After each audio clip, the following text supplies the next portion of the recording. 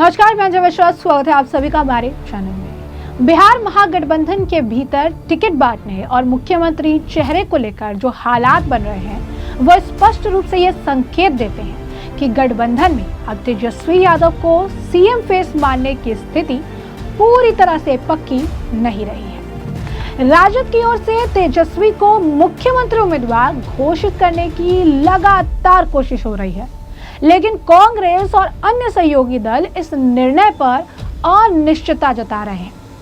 कांग्रेस की ओर से आग्रह है कि सीएम फेस का ऐलान चुनाव के बाद ही जनता की मर्जी और सीटों के अनुपात को देखते हुए किया जाए। टिकट बंटवारा, सीट शेयरिंग को लेकर भी महागठबंधन में दलों के बीच दांव-पेच, मांगों में असंतुलन और रणनीतिक झुकाव की स्थिति नजर आ रही है।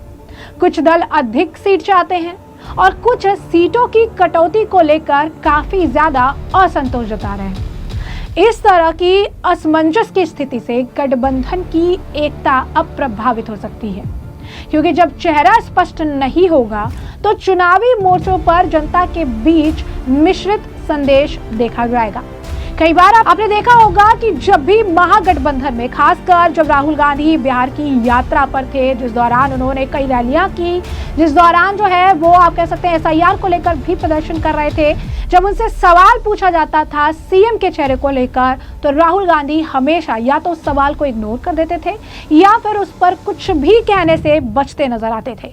यानी ये बात तो साफ थी कि तेजस्वी यादव लगातार अपने को एक सीएम फेस के तौर पर दिखाने की भरसक प्रयास कर रही है, लेकिन राहुल गांधी या फिर इस महागठबंधन के किसी अन्य पार्टी के तरफ से कभी भी तेजस्वी के चेहरे को लेकर मुहर नहीं लगाई गई। और इसलिए यह भी कहा जा रहा था कि हो सकता है कि बिहार के होने वाले विधानसभा चुनाव से ठीक पहले महागठबंधन में दरार हो जाएगी और ये सीट बंटवारे और सीट शेयरिंग को लेकर जो असंतोष है, ये इसमें फूट का बड़ा कारण बन जाएगी। ऐसे में महागठबंधन की स्थिति बिहार में लगातार बिखरती नजर आ रही है, क्योंकि जब चेहरा ही स्पष्ट नहीं होगा तो चुनावी मोर्चे पर जनता के बीच जो संदेश है वो मिक्स्ड जाएगा।